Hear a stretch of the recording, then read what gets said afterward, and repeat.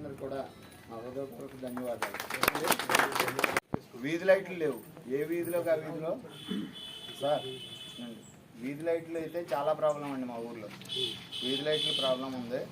మా వాడికి సురేష్కి ఒక 2 కలవర్ట్లు చెప్పానండి. ఇప్పుడు స్కూల్ దగ్గర కలవర్ట్ ఒకటి అది దిగిపోయి వాటర్ వచ్చి చాలా చిరాకుగా ఉంటుంది.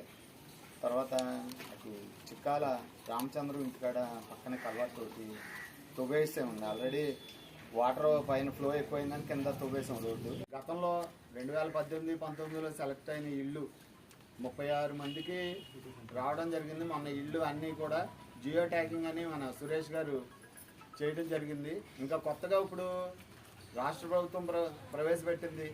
కూటమి ప్రభుత్వంలో ప్రతి ఇంటికి 4 లక్షల రూపాయలు ఇవ్వాలని నిర్ణయించారు.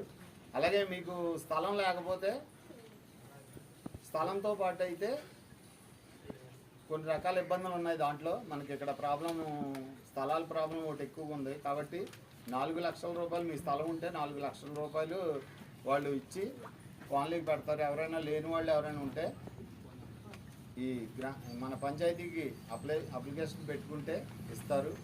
దానితోటి ప్రధాన సమస్య మనకి రోడ్లు. మన గ్రామ సభలో మనం ఒక 20 రోడ్లు తీర్మానం చేసి పెట్టడం జరిగింది.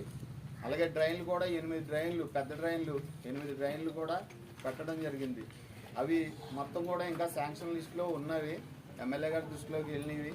అవి కూడా శాంక్షన్ అయితే మన ఊరికి ఇంకేదన్నా కావాలనుకుంటే మళ్ళీ నెక్స్ట్ వచ్చే గ్రామ సభకి ఈ కార్యక్రమాలన్నీ పూర్తి చేసి మళ్ళీ వచ్చే గ్రామ సభకి మనందరం కూడా ప్రిపేర్ అయితే మళ్ళీ అప్పుడు ఇంకా వేరే అన్న పెట్టాలంటే ఆ రోజున మళ్ళీ మాట్లాడాలి. అంటే ఇప్పుడు మనం 20 పెట్టాం, ఇప్పుడు మళ్ళీ చెప్తే ఆ 20లోనే మళ్ళీ ఈ డ్రైన్లు పెట్టండి, ఈ రోడ్లు పెట్టండి అంటారు. ఆల్రెడీ మనం గతంలో పెట్టి ఉన్నాం కాబట్టి అవి శాంక్షన్ అయ్యాక వేరే దానికి వెళ్తే బాగుంటుందని నా ఉద్దేశం. అలాగే మెయిన్ మనకి లైట్లు ఒకటండి, మొత్తం ఊరంతా కూడా చీకటమయంగా ఉంది. ఎల్ఈడీస్ ప్రతి స్తంభానికి ఎల్ఈడీలు వెలగాలి. అదొకటి. చివర జక్కు సుబ్బారావు గారి ఇంటి పక్కన స్తంభం ఒకటి పడిపోయే పరిస్థితిలో ఉంది. మన లైన్మెన్ గారికి కూడా చెప్పాను నేను.